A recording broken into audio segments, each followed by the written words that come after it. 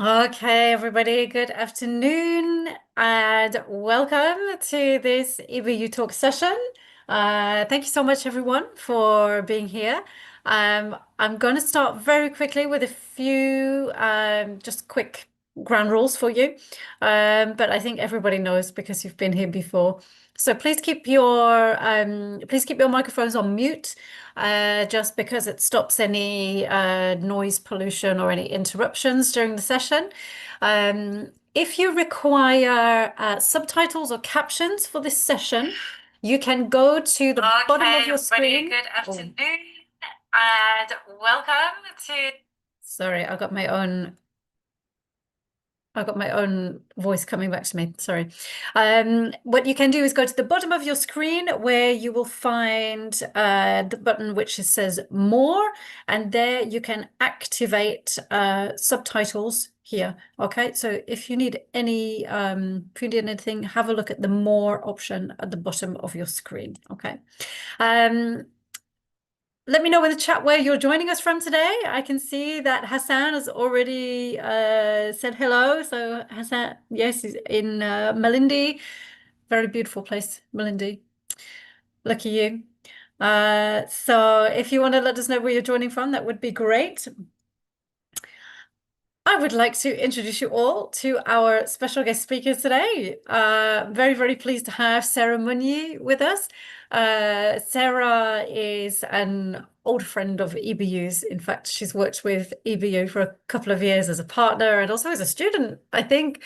And Sarah, in her own right, is a very, very successful keynote speaker and communications expert. And she very kindly agreed to give of her time today to come and talk to us and to share all of her expertise, well, as much as she can on her specialist subject, condensed into about 1 hour. So yeah. Say so in Luxembourg. Oh, you're very close to me. Hi, say so. I hope I'm pronouncing your name correctly. So, um, I'm going to hand straight over to Sarah if you're ready to go.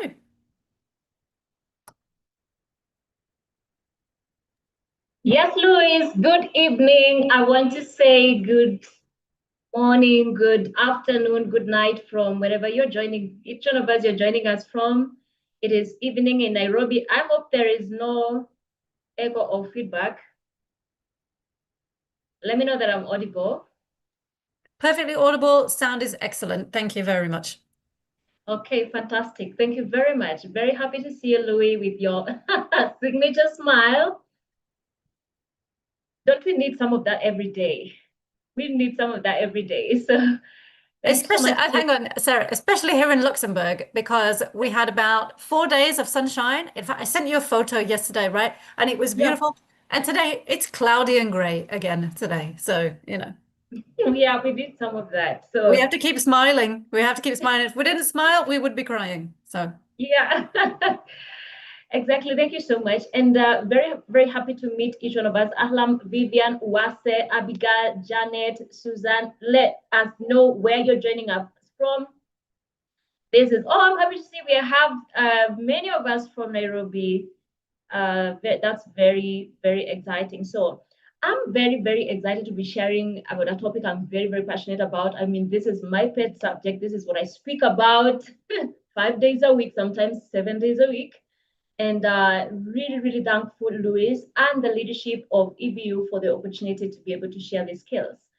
And if you allow me a moment, I will share my PowerPoint. Okay, I can't share. Is there a possibility for me to share? just give me 1 second. I apologize.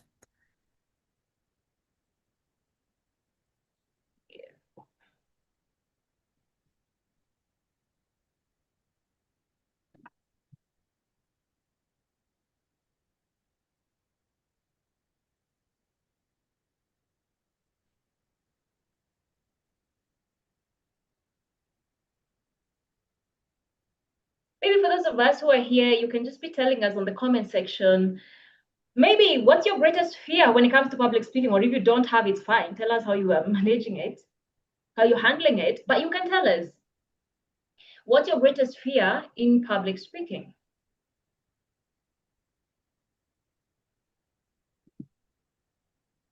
Sarah, are you able to share now? Okay, fantastic.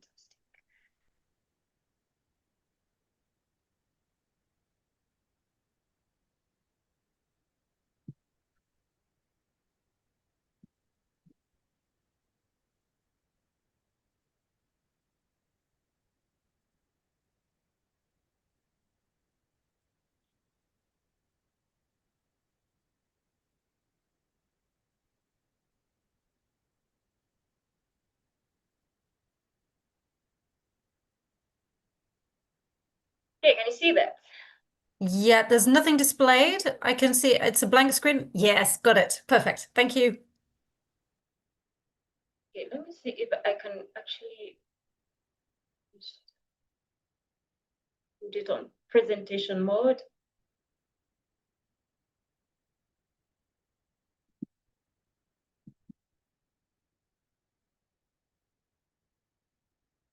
Okay, very good. So I want to, as well, I've been introduced. I'm a communications and leadership expert. I am a public speaking coach. I am an author. I've authored several books in communication and have one with me here called Master the Art of Public Speaking. So I want to say that public, first of all, before we even look at the confidence of it, public speaking is an art. It's not a matter of standing before people and saying something. And that is why you find somebody will speak for 10 minutes or for 5 minutes, and you're wondering what time will she be out of the stage? Because maybe the person is not interesting. Maybe the message, there's no impact. Yeah, sometimes you find it was even a panel. You don't remember what one speaker said. You can't recall, but you recall one. You recall one specific speaker. And so it's an art that we need to master. Okay, so it's a learnable skill. You know, there are people who say, oh no, for me, I have a desk job. I don't think public speaking is for me. This is a learnable skill. It doesn't matter what you do, and you need it. Whether you're a professional, you're an entrepreneur, you're a student, what else have you?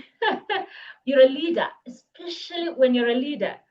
Even if you're retired, it doesn't matter the age. This is a life skill that you need. And maybe I have a slide for expectation. Let me know what you expect from this session, so that we know as we continue in the few minutes we have here, we know the high notes we need to keep hitting as we continue. So I want to say there are three things when it comes to public speaking. Then we go to how we build the confidence. There's what we call the science of public speaking. The science is the what. What will I say? Very important. I've written a book here and I say, you cannot communicate without a message, and that's a science. Then there's what we call the art of public speaking. The art is the how. The science is the what, the art is the how. We have to look at that. And then the other thing here is the mind. We have to deal with the mind, because when we say, Vivian, that we have the fear, or I have the anxiety, I have the fear, where does it reside? It resides in the mind. And when we say, I want to build confidence, I want to become better. I know most of us here, maybe you speak in public. Some of us, you're already good in it, but the biggest room in the world is that of improvement. You can always do better.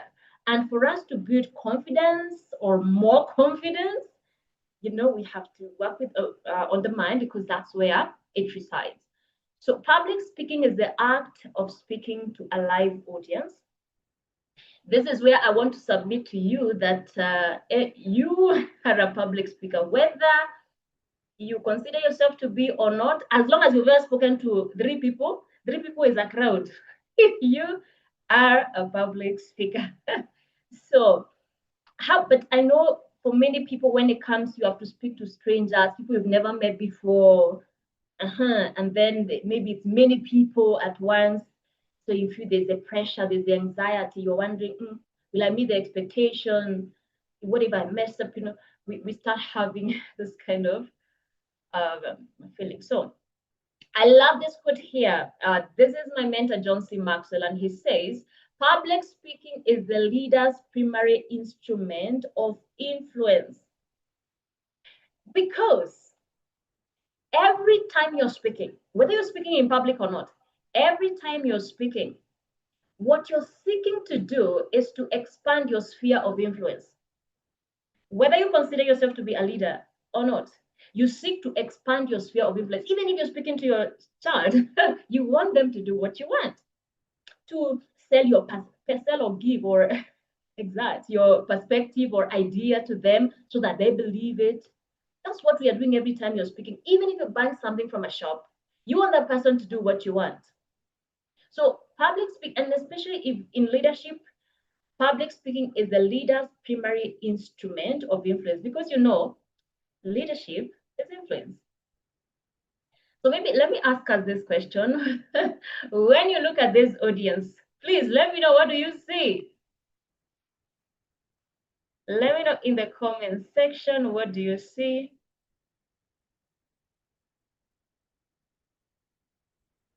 How would you describe this audience? Boredom. Oh, my biggest fear. Oh, Luis, you're saying your biggest fear is probably forgetting what to say and being lost for words. Oh my God, I know the pressure. Yeah, boredom, people are uninspired. Janet, what do you think? When you look at this audience, what do you see? Uwase, how would you describe this audience?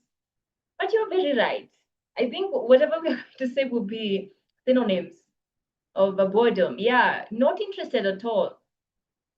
And you can tell this is there's a speaker on stage and people are looking like this. Let me tell you, as a speaker, this is your worst nightmare. This has got to be your worst nightmare if you're speaking and people are looking like this.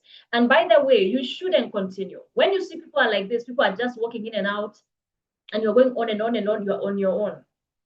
And I'm sorry, but if you are in your 15th minute to your speech or your presentation, you're in your 20th minute and people look like this, I'm sorry to say, but we have failed somewhere. And we need to stop. Either we tell people, oh, can we go for a 5 minutes break, or can we do an icebreaker, or we need to distract this kind of energy because it's not working. Now, when you look at this, oh, I'm really moving to the next slide. I don't know if it's moving. Oh yeah, so when you look at this, what do you see? You see, people are very happy, they are very excited. I think they're even standing and giving a standing ovation. Yes. Let me see the responses. Motivated, enjoying. Thank you, Uwase. Thank you, Louis. Engaged, very engaged. Actually, I think they're clapping for you, Vivian, and they're like, oh my God, it was worth it. Give Vivian back the microphone because she's awesome. I want to keep listening to her. This is your kind of audience, and trust me, this is what you want to see. You want to see people smiling. It when you're speaking. This is what we want. Now, why are they happy? Let me tell you, people may forget what you did. I think this quote is originally by Maya Angelou. People may forget what you said. People may forget what you did, but people don't forget how you made them feel. So let me say this, we are all emotional beings. At the end of the day, when you speak to us, we are wondering, how did she make me feel? How did he make me feel? So make people feel, let me say, important. Make people feel valued when you speak to them. Make people feel worthy because they are worthy of the message you're sharing. Give people hope. Do you know the one thing deficient in the world is hope? You go and meet just know, be the president or whoever, the most important, the most powerful person on earth, they need hope. And so give hope as you speak. You can't just tell us something, it's so bad because of the war, it's so bad. Now God, every man for himself, God for us, or we don't know what will happen. And you leave us there. You can't do that because, you just, left our hearts downtrodden. Give us hope, tell us, but we are hopeful. We are looking, things are looking up, give us hope. It's very, very important. And it makes people also feel good. Like there's a future, there's a future. I want to say that I'm sure you know this great man here. I'm sure you know this great man here. This is Nelson Mandela. He is a great, great man. I want to submit to you that every great man or woman was made by a speech that they made. Mention them. Nelson Mandela, there's a speech he made when he left Robben Island, when he was in prison for 27 years. That's a speech that made Mandela. I mean, we mentioned all the others, Barack Obama. There's a speech I think he gave in 2004 in Washington, D.C. I think he was going for senator or something. That was the speech. People say, oh, something here. Martin Luther King. You know, Louis, what I realized when I ask people if they know Martin Luther King, they'll say, yeah, we don't. So I say, okay, how do you know him? And they'll say, oh, yeah, I have a speech. I have a dream. Because they remember the name of the speech. But I tell them, look, the man was doing something greater than that. He was fighting for the rights of the Black people in the Americas, the 1950s and 60s. But people remember him for a speech. Mention any great leader you know. They were made by a speech that they made. Public speaking has the power of turning a common man into a statesman. You can speak somewhere, Janet or Wanjiro, and we say, no, guys, we have a chairperson. Because he just spoke, guys, we have a chairperson. And even if it was an elective position, we don't feel confident to go up against you because I can't speak like that. I can't speak like that. So let me jump over to our conversation for the day. I just wanted to set the tone for it. Today we are looking at how do we master confidence. I hope, can you still see my, you can still see it. Okay, good. So let me put this in presentation mode here. So how do we overcome the fear and anxiety in public speaking? So first of all, the fear of public speaking is called glossophobia. It is a social anxiety disorder, but you cannot treat this medically. You know, Grace, I have a friend of mine who, you know, he knew he was going to make a huge presentation, works in a university. And then so, you know, he's used to speaking with the students. So it's not like it's somebody who does not have experience at all in public speaking. But he knew he was going to speak. You know, it's a huge event where the DVC, where the vice chancellor of the university is there. So what he did the evening before, he went and got some antidepressants because of the anxiety that he had. And I think he knows what he knows because he didn't even make the presentation. You know, it was bad because you cannot treat this medically, really. It's just something we need to work on in the mind. We just need to build confidence in the mind. It's very, very possible. And by the way, around 75% of the people have a fear of public speaking.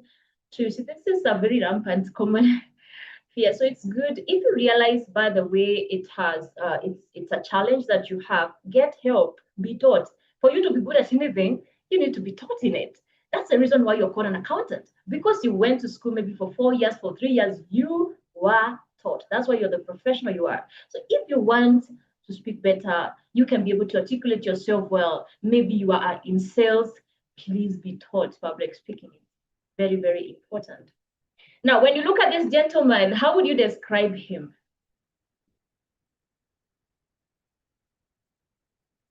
When you look at this gentleman, what would you say about him? Let me know. Where I am actually, Louise, I can't see the comment section. So if you don't mind, you can read for me because let me know how this is somebody on stage, by the way, speaking to you. You are in the audience. How would you describe him? Okay, so I've got anxious, stressed, panicked, scared. Yes. Now tell me, if you are in the audience and this guy is speaking, what do you feel? Are you confident with him or not? Do you trust him? Are you confident with your speaker?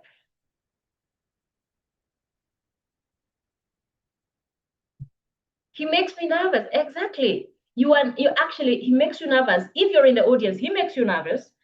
And more than that, actually, if you were even regarding them very highly, you are excited, you start to, their credibility starts to go down. You're like, you start to doubt them. You start to doubt them. You start to lose confidence, yeah, in the speaker, because they can show that they are also not confident. So this is what is happening here. These are the symptoms of glossophobia, the fear and anxiety. Of course, you're shaking hands, sweating over the microphone you're holding, weak voice, increased heart rate, can't finish words, dry mouth, and that one is very uncomfortable. difficulty breathing, nausea, all of a sudden you want to rush to the bathroom, headache, muscle tension. It's like a disease. I think fear is a spirit. If you give it a chance, it will mess you up, it will tear you down, it will torture you. So what do we do? Because you're being introduced, Alex Gikundi, you're being introduced, you're being called up. Next on stage is Alex Gikundi. And maybe you have, this is how you're feeling. What do we do? I want to say this. It's not whether you're nervous, it's whether you show it. Please don't show it. Don't show it. You know why? Because as the audience, we don't know that you have the fear. As a matter of fact, Titus, we are rooting for you. As the audience, we are thinking there's a reason as to why it's Osman speaking and not me. They must have gotten the right person. So for me, in the audience, I'm actually I feel very safe. I'm just expecting, I'm just listening. I'm excited until you showed me you're not even confident about yourself. And now I'm worried. Now I'm nervous. Now, I don't know. I start sympathizing with you. You see, the last thing you want as a speaker, by the way, is sympathy from the audience because you are fearful. You don't want that sympathy. Because the moment the audience starts to sympathize with you, Kyokabile, Kyobakile, they are wondering, oh my God, what time will she be out of the stage so that she stops embarrassing herself? The audience is rooting for you, so don't show us that you're nervous. And also remember, no one knows you have the fear, just don't show us. And also, let me say here, when you forget what to say, not when, if you happen to forget what to say, also don't show us, don't make it obvious for us that you've forgotten. There are things that you can do. You lost your track of thought, you can go to another track of thought immediately. For example, maybe I was saying, public speaking has the power of turning a common man. That's a quote, eh? And then I forget, I get stuck right there at common man. So I can go to another track of thought immediately and say, oh, the other day I'm walking down Joburg. And the street where the Water Sisulu Street meets, but tell a story or something, go to another track of thought immediately. You see, actually, if you give a story, people will be carried away by the story. If you remember your quote, you can come back. If you don't, continue. You can repeat the last word or the last statement. Public speaking has the power of turning a common man. A common man. You can repeat as if you're insisting. Repeat the last word or the last statement as if you're insisting, as if you're emphasizing. We will not know you're stuck. Otherwise, you will be stuck there and start, those filler words. And it's not interesting at all to keep listening to So, okay, thank you very much. Now, let's say you're on stage and you've not even spoken. There are things that are already giving you away before you even open your mouth. And we can be able to tell if you are confident or not just by looking at you. The first place is the eyes. The eyes are giving you away. That is why you find even the investigative agencies, FBI, CIA, I don't know what you call them in your country, here in Kenya, the Directorate of Criminal Investigation, when they want to get the truth from somebody, they're going to come for the eyes. Even when they do those truth meters, most of those sensors will go to the eyes because the eyes are telling a tale. So maintain eye contact. If you can't look at us, you're looking, somewhere in oblivion over our heads, you're looking somewhere up there or down. It just gives you away. You're not confident, and we also don't feel confident with you as your audience. So maintain eye contact. And normally we say a thought, a look, a thought, a look. Public speaking has the power of turning a common man into a statesman. I've looked at about 4 to 5 people. And I've looked at you, Alex, long enough for you to feel seen, which is important, for you to feel noticed, for you to see that I know what I'm talking about. So maintain eye contact. Do not stare out, guys. The second thing that's giving you away, that's showing if you have the confidence or not, is your body posture. So whether you're seated, because sometimes you're speaking, it's a boardroom meeting, it's a staff meeting, you're seated, it's a business meeting, other times where you're standing, but back straight. Normally we say back straight, shoulders straight, chin up, chin up. Do you know, if you strike that posture right now, back straight, you can do that. Shoulders straight, chin up. You feel more sharp. You feel more aware. You feel like you're more in charge. And so, you know, there's something we call, and there's a topic we teach on boardroom dynamics, how you project power and influence without doing too much. You're not doing too much, but you know, your posture, your body language is saying everything. You look very sophisticated. You are oozing power. You are oozing charisma, and you're not doing too much. You're not talking too much to convince us. Voice. So when you start speaking, the voice should be strong and clear, not shaky or rushed. So you can speak a little slower. By the way, when you speak a little slower, you tend to be more firm. Even if you are shaking, you had the fear, the voice is a bit firmer. Yeah. And you can project better. And of course, now, how composed do you look? You're so composed that you can walk this way, you can walk that way, you are at libitum. You know, we just feel like we have the right person here. Whatever he's saying, Sandra is speaking, whatever Sandra is saying, she must be right. Because how do you're so composed. It's like you're so sure of yourself. You must be right. You will work less to convince us what you're saying. Your composure is doing a lot for you. And that's really good. So now, how do we overcome? Okay, I'm really wait to the next slide. I don't. Okay, so why is confidence important? Of course, it shows competence. Let me tell you, confidence is not competence, but it looks like it. When you project confidence when you speak, you look like you're very confident, like you're right. Announces that you're ready. Confidence announces that you're the right person. And of course, it earns you trust with the audience. If there's something you want as a speaker, whatever you're doing, you want to earn trust or build trust. We want to build trust. So how do we build confidence? The first thing I want to say is, please, you need to be mentally prepared. Be mentally prepared that you're going to speak to about 500 leaders. You'll be speaking, maybe it's youth, you're speaking to youth or students. You're speaking to about 20 students. And that's why it's good if you know you're going to speak somewhere, you can find out even the number of people you're going to be speaking to. It's important for mental preparation.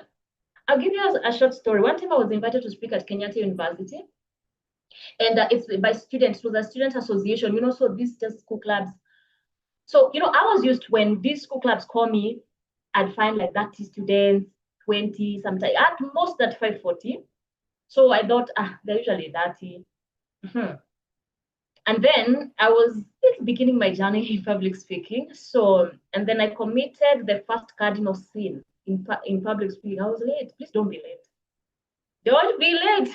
When you know you're making a presentation, make sure that you did not even arrive on time. Why are you arriving on time? Beat the time. Be there before the time. Get in the moment. You saw how people came in. You are maybe making some greeting people here and there. You are getting in the moment. You are acclimatizing, so to say. So mental preparation. Now I get to the hall. What do you do when you're late? You're running, you're panting, you're out of breath. Then I get to this hall. To my utter shock, because looking inside the hall, I'm seeing about 300 students in that theater. It's a whole theater. They had even told me it's just a lecture hall. So imagine, you know, I was a mess right there, you know, because I was expecting 30 students only to find over 300 students. I was in a mental shock. Now, I don't need to tell you what happened after that because, you know, I think that was the worst. It was a disaster. And the reason is because I was not mentally prepared for 300 people. So it's good if you can get to know. And also, if there's no way for you to know, just get there before the time and, you know, get used. It's very important in building your confidence. The second thing I want to say here, let's get it out of the way. Please dress for the occasion. Dress for the occasion. Get it out of the way. When you look at this lady, how would you describe her? Just a picture is worth 1,000 words. So how would you describe this lady?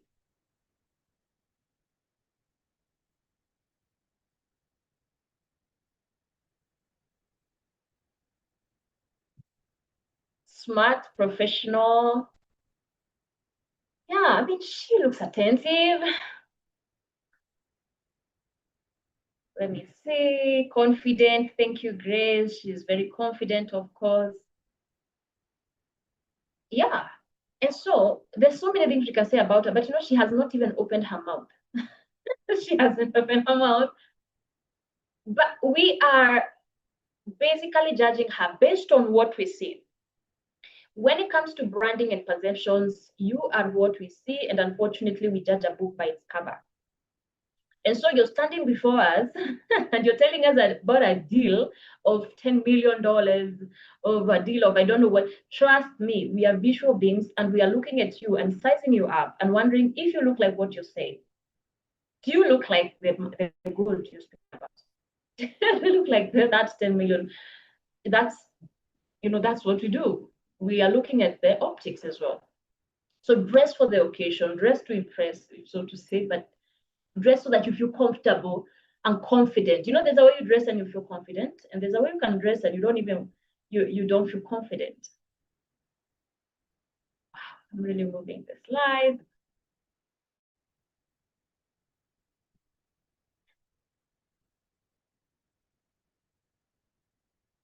Relaxed. Oh yeah, thank you, Vivian. So eliminate the fear of rejection. Eliminate the fear of rejection to build confidence. Because you see, when you're about to speak, you're being introduced, the mic is coming over to you, you're the next person to introduce yourself, maybe it's a networking meeting, there's only one thought you should have in your mind: it's going to be successful. I'm going to do great, it's going to be my best speech ever, clapping. You're just encouraging yourself. You are conditioning your mind for success. Because if you start thinking, oh my God, I messed up last time, oh, my boss is here, my goodness, I didn't expect to see, oh my God, what if you're going to make every mistake like last time, because you've already conditioned your mind for failure. So you need to encourage yourself before you are encouraging yourself, and you are conditioning your mind for success by positive affirmations. I can do this. I was born for this. Yeah. Why not? It's very, very important. You need and verbalize it. Verbalize it. I'm going to give a fantastic presentation, because the mind believes what you tell it. So when you tell it that, remember last time what you did, you're a laughing stock. Remember, you will see yourself making the same mistakes and then tell yourself, I knew it. I knew it. So eliminate the fear of rejection. Positive affirmation.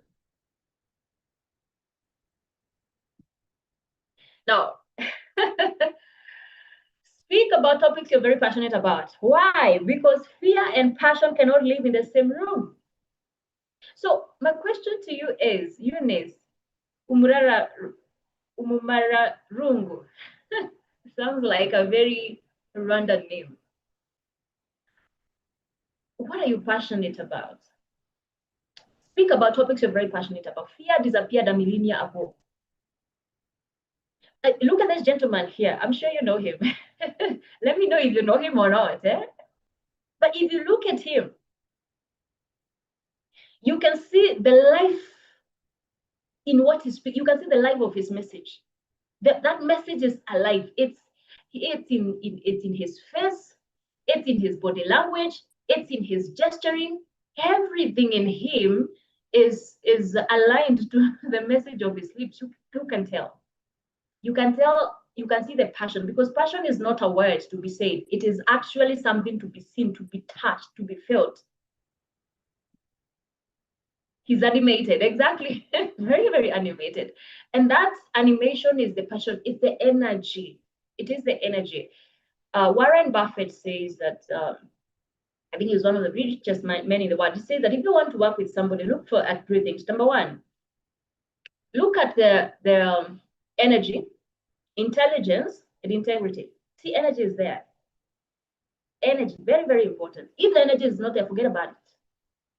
So the energy, the passion is very important. And one of the things I do is recruitment for companies and organizations. People will come for an interview and say, my name is Sarah, very passionate about inspiring people to become better. I believe that everybody has there's no passion at all. There's no life at all in the message I'm saying. It's like a robot speaking. And really, you just don't have it. So speak about topics you're passionate about. And even if maybe it's a project you're reporting on, maybe we can't say I'm passionate about this project, but the thing is, do you believe what you're saying? You're making a report somewhere. Do you believe what you're saying? As long as you believe what you're saying, the energy will be there. It will be authentic. It will be natural. It will come off naturally if you believe what you're saying.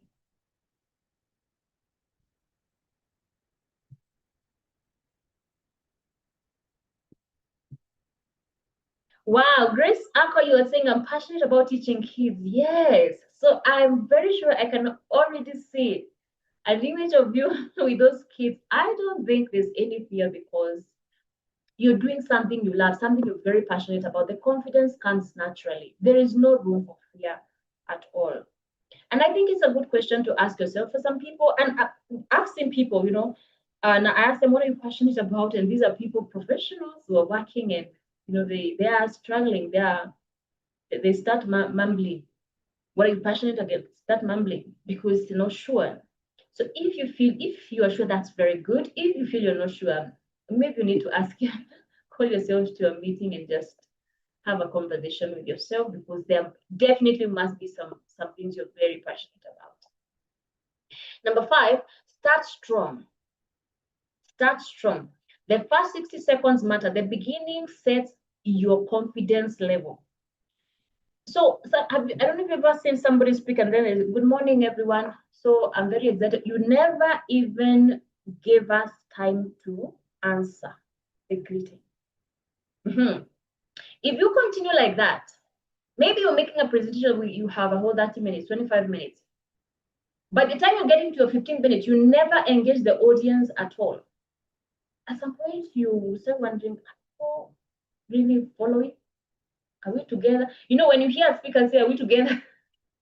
They also know we are not together. So we are really trying to find a way. Why is because everybody is too quiet. So start strong. And to start strong, it would be good if you engage the audience. I did a video the other day on TikTok, on my TikTok, and I was saying never in public speaking, never speak to strangers.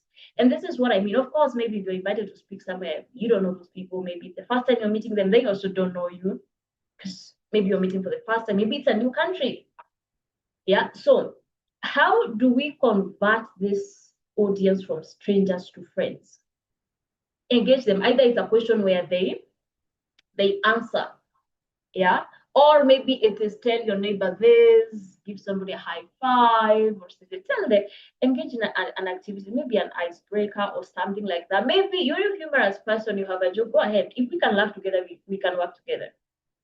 Yeah. So now you have broken the ice because there's always ice.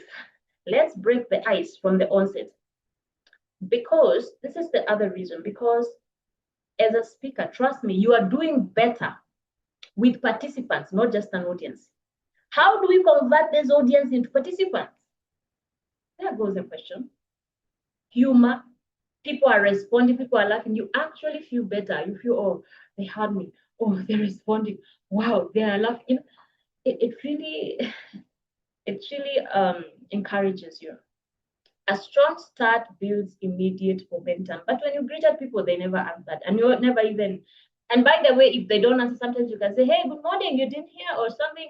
Now you see that they're going to answer. Maybe there will be a light moment right there.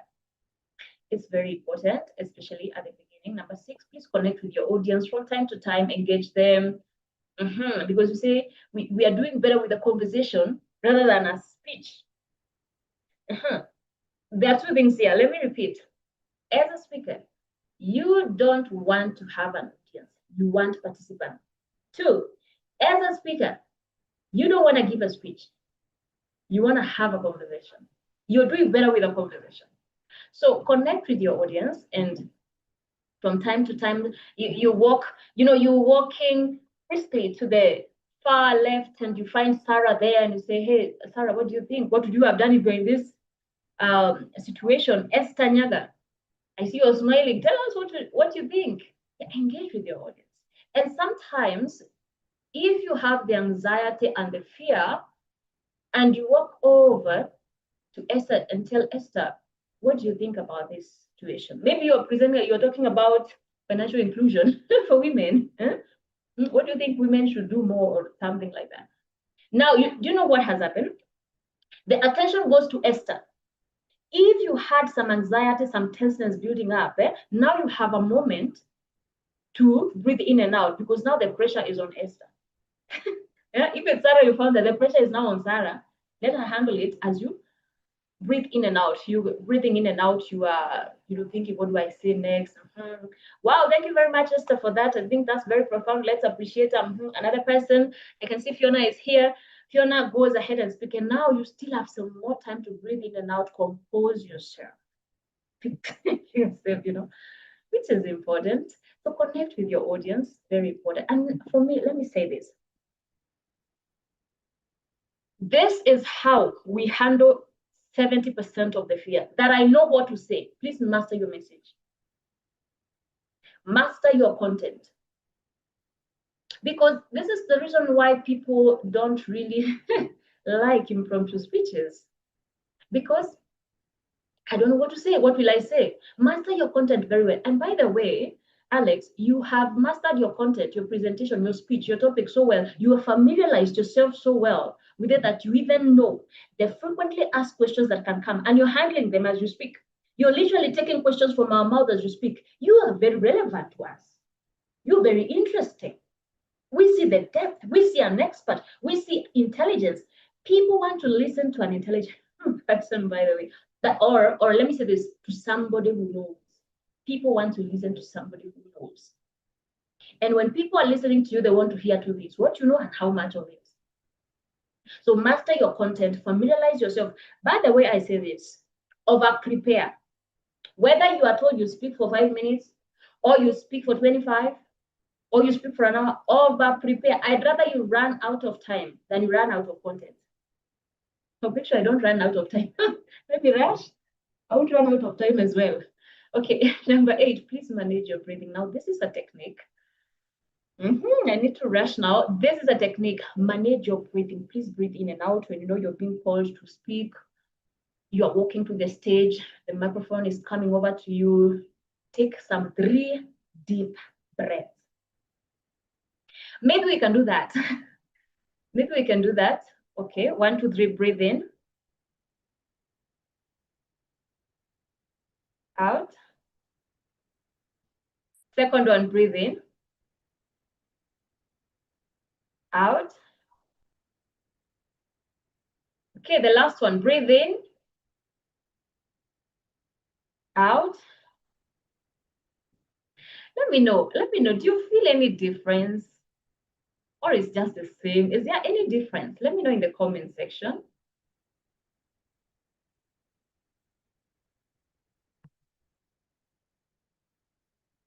I honestly can't see the chat right. Okay.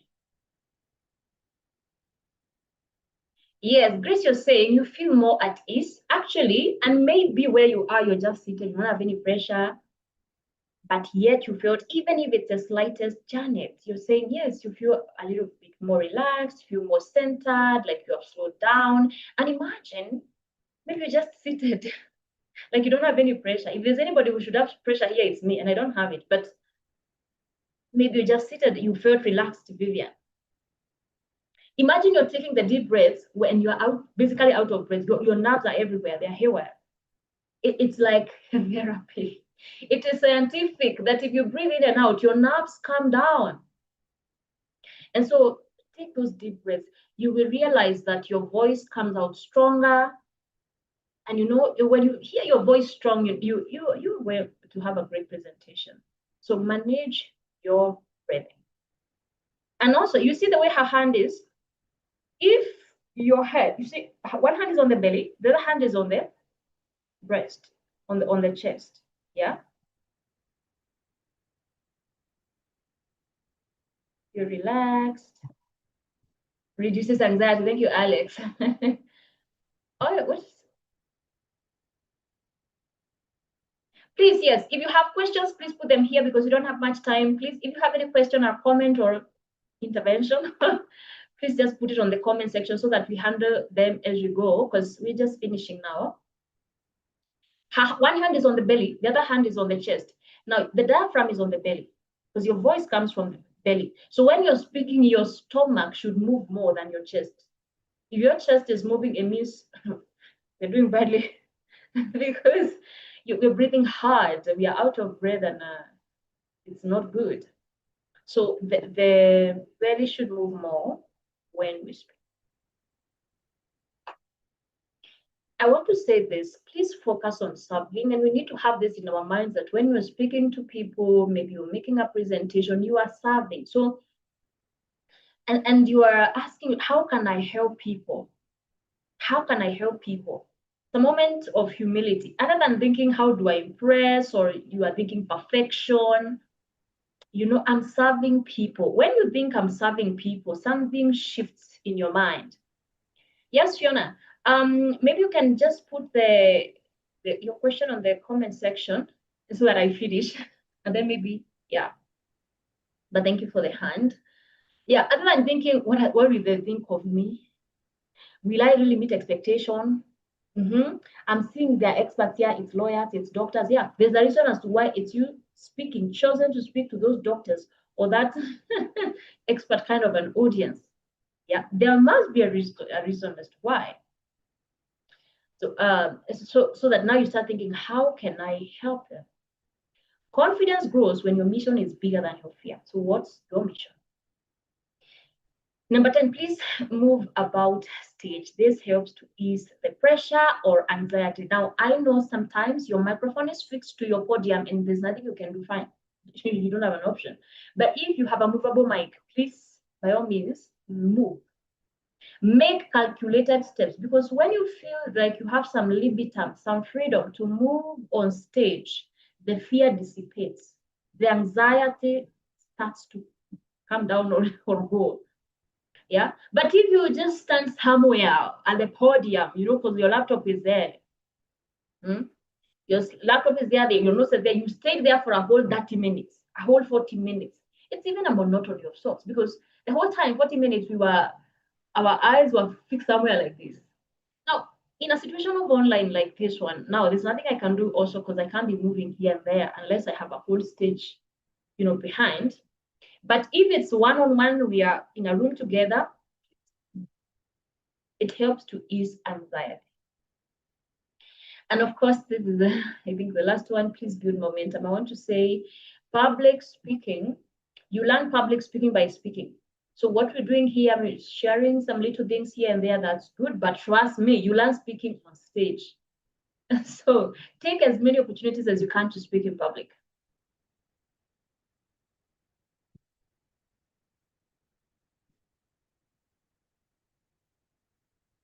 Okay, Fiona, you're saying when you're a speaker, people where you look, where you should look. Okay, Fiona, I don't know, maybe you can paraphrase your question. Yeah, I just paraphrase your question. I say, when you're a speaker, people, you should look. Okay, let me just paraphrase your question. Build momentum. Take as many opportunities as you can to speak in public so that you build that muscle of confidence. Look, what we want is to build a muscle of confidence. Yeah, and it doesn't matter whether it's the smallest thing. Who will start the meeting with a word of prayer, or who will just lead the meeting today? For maybe it's a staff meeting. You have never spoken in your company, in your staff meeting, or if you spoke, it's because you are volunteered. Somebody called your name and you possibly were not even ready. You say, do you mean appearance or body language? Is that for me or for Fiona? No, I was asking Fiona to clarify, because I think with the way you should look, does she mean your clothes and your outer appearance, or does she mean perhaps your body language? I was saying Okay, yes. I was saying that if you like speak to people, where Yes. do you look? Do you look at people or you look at the sky? Very Great good. question. Yeah. Very good Sorry, question. Fiona. Sorry, I apologize. I did not understand that that's what you meant. I'm sorry. Okay, very good, Fiona. That's a good question. So when you're speaking to people, look at them. Don't look at the sky because they will think either you have the fear, you have anxiety, or just maybe you're not sure of what you're saying. When you're looking away, you're looking up. Actually, you look like you're not sure, you're just not. And when you look like you're not sure of what you're saying, even us as the audience, we are not sure of you. So maintain eye contact. Look at people but then that's why I was saying, where we said a thought, a look, a thought, a look. For example, let me give you an example. Public speaking has the power of turning a common man into a statesman. So when I'm saying that statement, I've looked at several people. Again, I'm not looking to gaze. Imagine, Fiona, if I say that statement just looking at you. So public speaking has the power of turning a common man into a statesman. If I look at you for too long, I look like I'm staring at you. If there will be some uncomfortable moment there, so you may find somebody looking down, you see? So it was just a momentum. You just look at somebody momentarily, and then you went to another one. And then let me also say this, Fiona, when, let's say we locked eyes, to break your gaze, don't look down. To break your gaze, look at Esther, look at the other person, or look at Yita, look at Gloria, look at, you break a gaze up or maybe sideways. Yeah.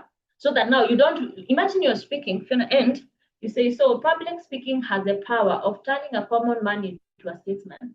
So then you look down. It looks like you're not very confident or you're not sure of what you have said.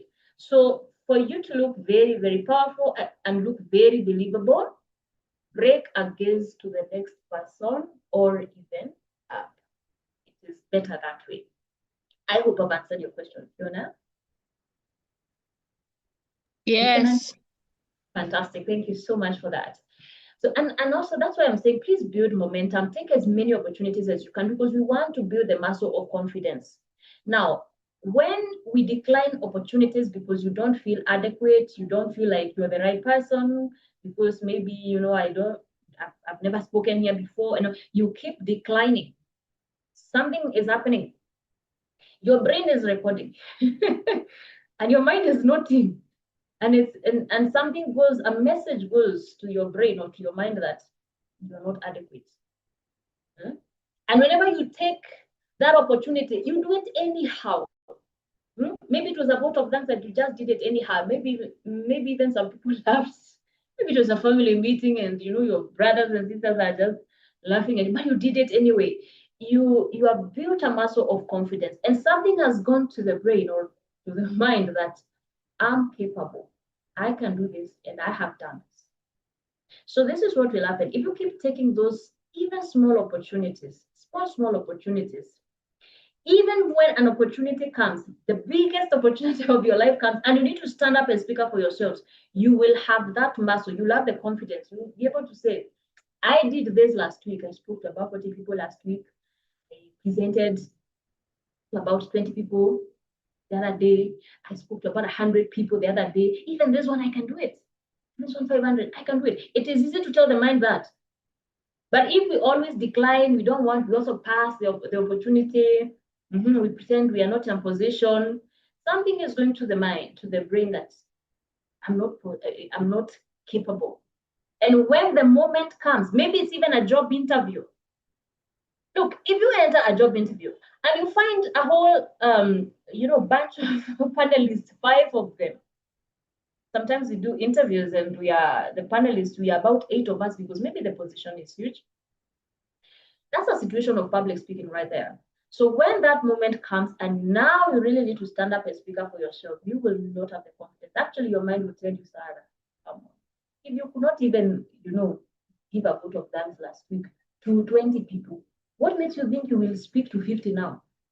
What makes you think you have something credible to be heard to these 100 people? Your mind is preaching to you at that moment, and you will watch the opportunity walk away with somebody else. So that's why we need to really build momentum. This is the most important thing we can do. Actually, this is what I'll charge you to do. Take every moment. So, and I'm saying most of us here, maybe you are speakers, you've done this, but you can only do better. Because we say the biggest room in the world is that of improvement. Take more opportunities, volunteer to speak, sign up to a club. Maybe we have, what do you call these speaking clubs? Somebody tell us there in the comment section. But there are these speaking clubs. Go and be part of those clubs. It's very important. And the last point here, please give yourself grace to make mistakes. Look, we are not in this session so that we make mistakes. But in case they come, we take them with grace. Oh, I'm saying sorry. Oh, yeah, give yourself grace to make mistakes. I'm seeing some comments, but I can't read the, let me see. Yes, yeah. Go ahead, yeah, sorry. yes, maintaining eye contact signals confidence. You're right, Alex. Let me see. Yes, that's very good. Thank you for that addition. Oh, yeah, that's true. So who are your favorite public speakers, or give us an example of great public speech? Ah, okay, that's good. Give yourself grace to make mistakes. So I think let me finish here, then I come to the question. Yeah, and look, when you go for perfection, that's where we make all the mistakes, because you want to be perfect. You can't make a mistake. So be natural, speak naturally, as if you're having a conversation. You'll be very natural and you'll make less mistakes or even no mistakes at all. But when you now have to do a performance, it has to be perfect. That's where you find you're making the mistakes. And even if you make a mistake, you forgive yourself, and you learn from it and you continue. The worst thing you can do is not take up another opportunity because you messed up last time. That's the worst thing you can do. So let me see the questions. Here you're saying, who are your favorite public speaker? Yeah, so I have so many. I have several of them. First of all, I love Vusi Tembekwayo. Those of you who know him, he is a South African. He's a public speaker. He's an investor. He's an entrepreneur. And I think he's very, very eloquent. And one thing I love about him is his depth of a subject when he speaks about it. He does the work. He does the work. He masters his content. And that's what I was speaking about. Master your content. Master your content. He masters his content, and then he's very eloquent and he articulates it very well. I love Lisa Nichols just because she's a storyteller, because I love a good story. And I think many people do. We love stories. By the way, if you can tell a story and then you draw some 3 lessons from that story, oh, that's powerful. We don't forget the story. So yes, so there's Vusi. Let me just type here. I was going to ask, could you put the names into the chat for us? That would be great.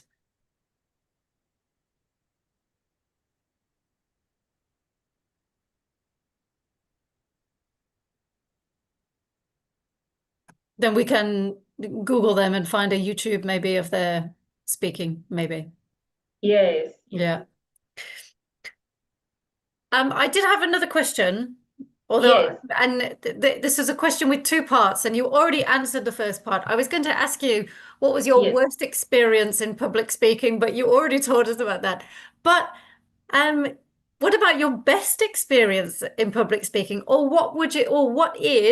how would you define what's a good experience when you have to give a presentation or a speech?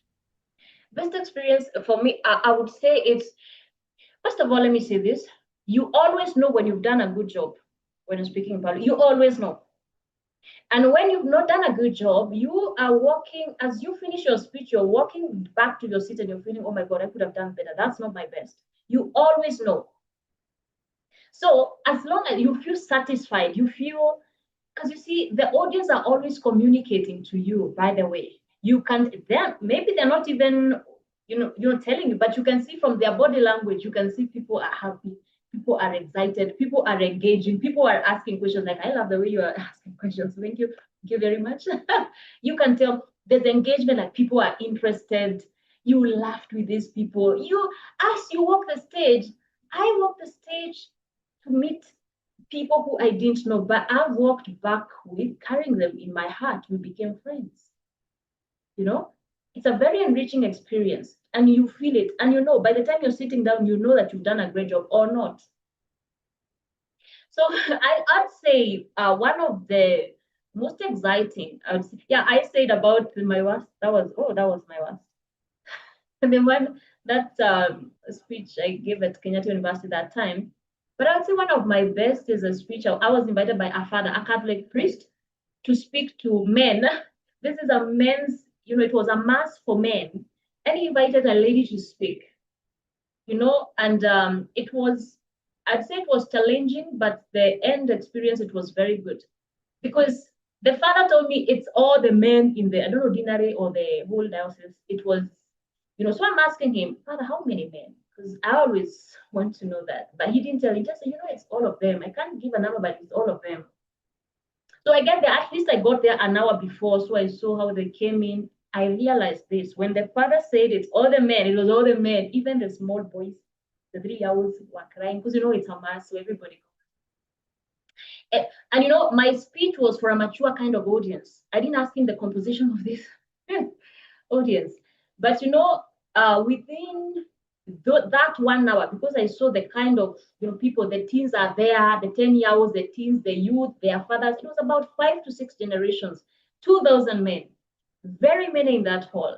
I was able to change my speech to accommodate everybody, and I could tell everybody was engaged. Of course, the children would be crying here and there, but then I engage some stories there, some simple songs, and then when I have it for 2 to 3, 5 minutes, I can be able to speak to the mature kind of audience, and it went very well, actually. It was a bit challenging. It is the fact that it was challenging, I had to change my speech, and it still went awesome, that I feel like it was amazing. Do podcasts also It's great to hear that you did have like the opposite experience of your very negative, your very bad experience. It's good to know that you have had an excellent experience like that. So I'm happy to hear that as well. Yeah. Oh, thank you very much. Do podcasts also help with public speaking? Yes, they do. For Ramaselwane. I'm almost saying Dumelang, but do podcasts also help with public speaking? Yes, they do.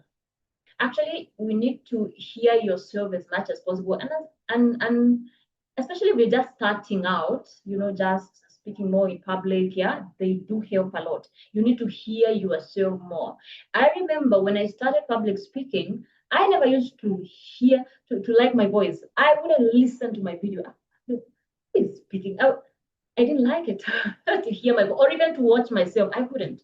So you need to hear yourself speak more. You trust your voice more. You trust yourself more, and you're giving value. You see? So they do help. Please, by all means, leverage them. Go for them. But I'm telling you, you will need to get an audience as well. They'll give you one kind of an experience, but I know what will really, really build us is when we actually have actual people in a hall. This online speaking is good.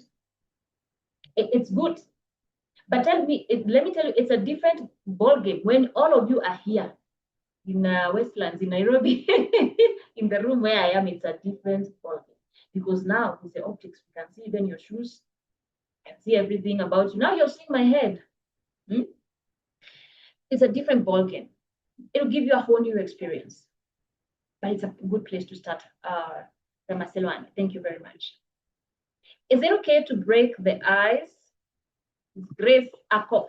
Is it okay to break the ice by singing or trying light exercise to engage the crowd? Yes, by all means. But the only thing I want to say here is we need to mind the context or the kind of audience we have. Because if it's a very professional kind of an audience, maybe a song, yeah. And it depends with the audience. Maybe it's a high-level conference. And unless you work in a labor union where you can sing those songs of solidarity, but those songs. But you need to just be careful with the audience. Most of the time, if it's a social event, that's what you can go ahead, sing a song, an interesting, a fun icebreaker. That's very good. Yeah, a question, an interesting question. Maybe you can ask if it's a very high profile event. How many of us have ever seen a purple cow? And now people are looking at each other like, purple cow. You've sparked some conversation right there. You've broken the ice. So it depends with the kind of audience you have. But yeah, right, go ahead. Thank you very much, Marcelo Annie. So, any other question or comment? Oh, I hope Grace have answered your question. Well, I hope you got it. There is a comment here. I don't know if you can see this from Marang. Can you see that? Okay.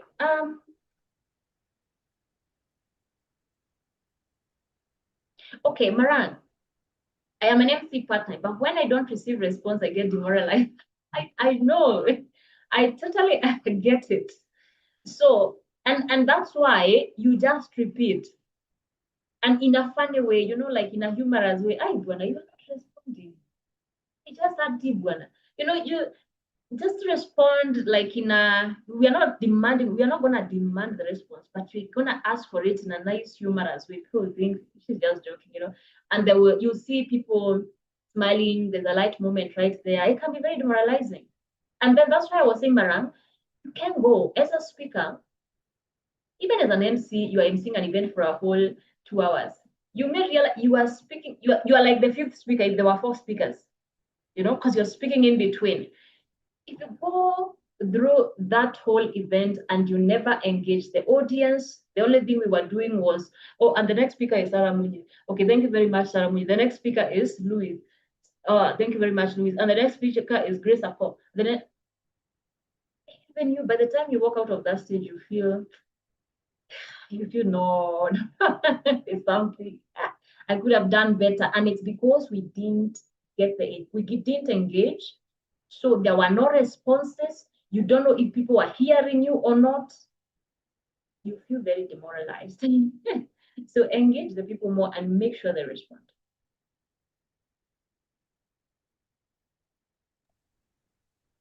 Hi, Sarah. I wanted to ask you, like, now not with the chat, but I wanted to ask if they don't give you eye contact, are you supposed to look at one person, or are you supposed to like look at like 10 people, like eye contact? You're saying, are we supposed to look at one person or like 10 people? Yes, that's what I'm trying to ask. Are you supposed to look at one person, or are you supposed to look like 10 people, or move your eyes around? Good. That's a good. Thank you very much for that question. So I want to say, let's say you have 1,000 people in that hall, you are the MC. So there's a way we call it, there's something we call the triangle method. So you are looking at, you look this way, you're gonna look at the far left, the middle, and far right. So public speaking has the power of turning a common man into a statesman. You see, if I am the 992nd person on the far left, the fact that you looked that way, I feel seen. I feel like that message was for me because you looked my direction. You saw me. That's what I feel. So we're not looking at one person. I know sometimes you'll be told, oh, look at concentrate on the person who is like really smiling, really taking the notes. Remember, you are there for everybody. You, as a speaker, you came for everybody. So localize with as many people as possible. And it's important. At least you see Sarah. Sarah, what do you think? I can see Sarah is smiling. If you know somebody's name in the audience also, you can mention their name. The sweetest name somebody wants to hear is their name. Sarah, what do you think? Huh? I'm sure we learning, Sarah, what have you learned? Mention somebody's name. Look at them. Because that's what I was saying. When you look at me momentarily, I feel seen as the audience. I feel noticed. I feel like I'm recognized, like I'm important, like you came for me. So look at different people, several people throughout, and every direction. Because again, look, this is the other scenario. Your podium is all the way somewhere, because you know those rooms are, sometimes you find the podium is at the far left over there. So what we did, we went and stood at the podium there at the far left. So we are only speaking, looking at these people here. The rest of us in the far right, we feel maybe that message was for them. So that's why we need to, by the way, move about so that everybody feels seen, feels like you came for them, other than just concentrating on one person or just one.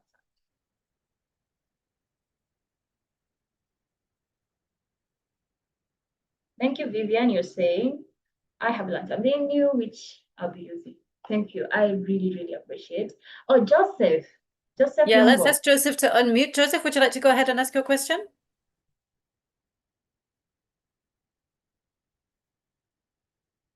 You can unmute. If you're speaking, you're muted, Joseph. Yes. Thank you very much, everyone. Oh, good evening. Good evening, sir. Yeah, I have a question.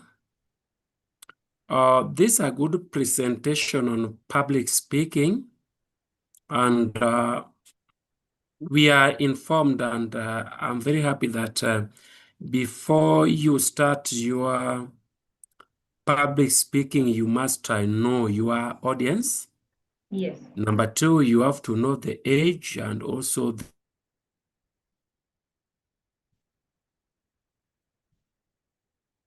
We lost you somewhere, Joseph.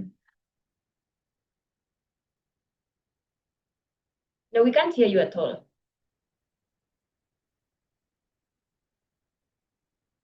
Okay, I think it's the microphone. Yeah, I think we've lost Joseph, I'm afraid. Joseph, if you're able, you could type your question into the chat if you can.